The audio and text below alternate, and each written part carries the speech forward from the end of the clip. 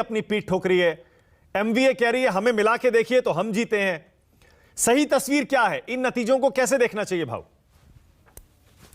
देखिए, जो सरकार में होता है वो हमेशा क्लेम करता है कि हमने सबसे ज्यादा जीते। पिछली बार मुझे याद है जब रिजल्ट आए थे तो सबसे पहले देवेंद्र फडणवीस ने कहा था कि हम जीते। नगर पालिका का जब पिछला जब रिजल्ट आ गया और जब ये विपक्ष में थे तो इन्होंने कहा कि भारी मात्रा में मसल पावर, मनी पावर और मशीनरी का यूज करते हुए वो जीते। सवाल है ये सिंबल पे जीता नहीं जाता। और by and large NCP, Congress, BJP ये पार्टियां रूरल में बहुत ज्यादा इंद्रोड़ करके बैठी है।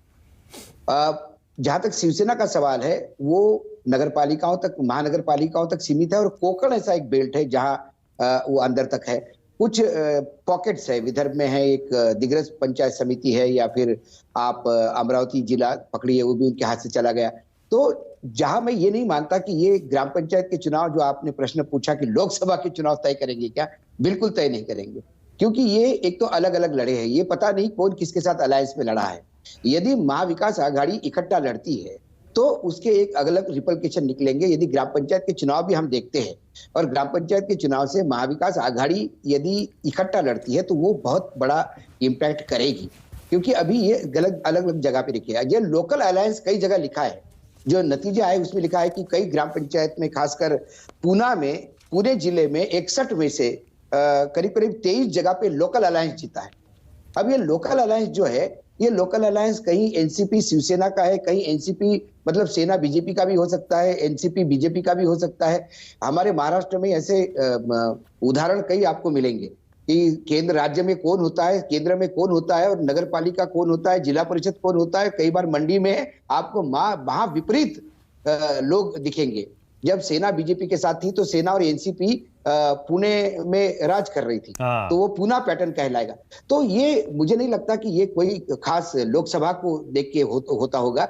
लेकिन हाँ, यदि सभी लोग इसको क्लेम कर रहे हैं तो हम किसी को मना नहीं कर सकते, क्योंकि सब अपनी तूती बजा रहे हैं। शिंदे गुट जो है, शिंदे गुट का कितना इंपैक्ट है अब ये देखना है। मेरे पास जो इंफॉर्मेशन है, मुझे लगता है कि उन्होंने शिंदे गुट ने जो सबसे बढ़िया 1-2 जगह प्रदर्शन उनका है अच्छा, कि जहां उन्होंने बाकी लोगों का हिसाब से काफी अच्छा किया। जैसे नासिक में उन्होंने 8 लिए, लेकिन शिवसेना की 13 है। पुणे में शिंदे गुट को 3 मिले हैं, शिवसेना वहां पे करीब करीब खत्म है। यवतमाळ में शिंदे गुट बिल्कुल गायब है, शिवसेना को 3 मिले हैं। नंदुरबार जरूर एक ऐसा जिला है जहां शिंदे गुट को 28 बोला जाता है, बीजेपी को 42 बोले जाते हैं, कि यहाँ क्लीन स्वीप शिंदे गुट ने किया। यदि लोकल अखबारों का रिपोर्टिंग माने, लोकल अखबार जो जिले के अखबार होते हैं वो ज्यादा लगातार ये देखते हैं कि कौन किसके साथ गया।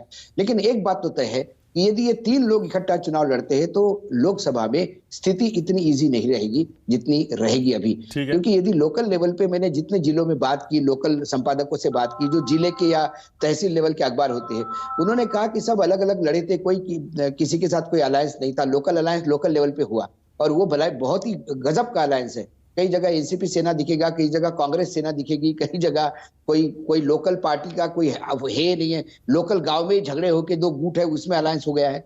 तो बाय एंड लार्ज एक बात तो तय है कि यदि शिंदे और महाविकास आघाड़ी और हिंदुत्व की बात होती तो बिल्कुल इन लोगों का सुपड़ा साफ हो जाना चाहिए था। लेकिन ना हिंदुत्व की बात हुई है, ना कुछ हुआ है। और यदि ये बिल्कुल नेक टू नेक चल रहे हैं तो आप ये मानिए, क्योंकि बीजेपी का प्रदर्शन पिछली बार भी बहुत बढ़िया ठीक किया था। बीजेपी का प्रदर्शन पिछली बार कोई खराब नहीं था, बहुत बेहतरीन प्रदर्शन था। पिछले तुलना में यदि मैं देखूं तो बीजेपी का प्रदर्शन यहाँ मुझे कमजोर ही दिखाई देता है। खासकर विदर्भ में तो गढ़ है भाई, गडकरी भी विदर्भ से आते हैं, संघ कार्यालय भी विदर्भ में है और उप मुख्यमंत्री विदर्भ में है। और विदर्भ में एक जमाने में, अभी जब बावनकुळे को आपने टिकट नहीं दिया तो झटका खा गए, लेकिन इस बार तो बावनकुळे अध्यक्ष थे। विधानसभा में कुछ भी हो, लेकिन यवतमाळ में कांग्रेस सरप्राइजिंगली 30 पे बताई जाती है, बीजेपी 20 पे है, एनसीपी 9 पे है, उद्धव ठाकरे 3 पे है, शिंदे गुट वहां गायब है। लोकल अलायंस कई जगह आपको ज्यादा दिखता है, कई मतलब वो समझ में नहीं आता है कि लोकल अलायंस किस हिसाब से वो जा रहे हैं। तो ये जो 5-6 जिलों के जो मेरे पास फिगर्स है वो तो ये बताते हैं कि राह इतनी आसान नहीं है। और शिवसेना भी कोई ग्राम पंचायत में ज्यादा ताकत नहीं लगाती। शिवसेना का सारा खेल नगर पालिकाओं, महानगर पालिकाओं का है। ओके, वहीं तक वो सीमित है। ठीक है। तो मुझे लगता है कि इससे लोकसभा चुनाव ठीक है, ओके, एक सवाल और, गजब का हो जाए। ओके, एक सवाल और जरा आंकड़े पंचायत के जो चुनाव हुए हैं उसके दिखाइए जरा स्क्रीन पर। अगर इन चुनाव के नतीजों को आप कह रहे हैं, ठीक है, एमवीए के जो घटक दल हैं अलग अलग लड़े हैं और इसलिए उसको सही तरीका, सही नतीजा नहीं माना जा सकता कि लोकसभा आएगा तो हो सकता है ये लोग साथ लड़े, लेकिन फिर भी अगर अलग अलग लड़े तब भी बीजेपी 144 सबसे बड़ी पार्टी, एनसीपी 126 और उसके बाद कांग्रेस आती है एनसीपी से बिल्कुल हाफ 62 और उसके बाद शिंदे गुट 41, उद्धव गुट 37, अदर्स 84। क्या ये अलग अलग लड़ने पर यह सही तस्वीर भाऊ आपको लगती है? बीजेपी 144, एनसीपी 126 यानी दो सबसे बड़ी पार्टी, उसके बाद डिस्टेंट थर्ड कांग्रेस, फिर उसके बाद शिंदे गुट और उद्धव गुट।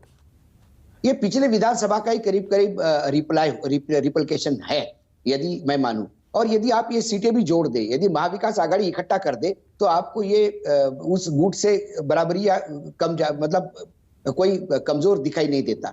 तो लोकसभा में यदि ऐसा वातावरण हो गया तो ये यहाँ पे बहुत कैंडिडेट सिलेक्शन और उसमें बहुत मायने रखेंगे। तो ये जो एक एंटी हिंदू कि उद्धव ठाकरे बर्बाद हो गया, एनसीपी और कांग्रेस को हिंदू विरोधी ताकतों के रूप में देखा गया, क्योंकि शिवसेना आज तक हिंदू पार्टी थी, वो एनसीपी कांग्रेस के पास जाने के बाद ये अहिंदू हो गई। तो इसका मतलब कांग्रेस और एनसीपी ये अहिंदू पार्टियां हैं, हिंदुओं का घोर विरोध करने वाली है। वहां पे हिंदुओं के कोई त्योहार, अभी तक कांग्रेस की सरकार में कोई हिंदुओं के त्योहार नहीं बने, क्योंकि पोस्टर लगा है कि फडणवीस की सरकार आई है तो हिंदू त्योहारों पे संकट टला है। तो ये जो तमाम बातें जो है ये पोस्टर तक सीमित रहती है। गणपति तब भी होते थे जब कांग्रेस सत्ता में थी, गणपति तब भी होते थे जब देवेंद्र फडणवीस की सरकार थी, गणपति तब भी होते थे जब ठाकरे थे। हमारे महाराष्ट्र में गणपति हो गए, नवरात्र हो गए, ऐसा कोई त्योहार नहीं कि जो किसी ने रोका होगा। ये बंगाल जैसी स्थिति नहीं, लेकिन आप बंगाल का प्रारूप देना चाहते हो तो बात अलग है। ठीक है, ओके।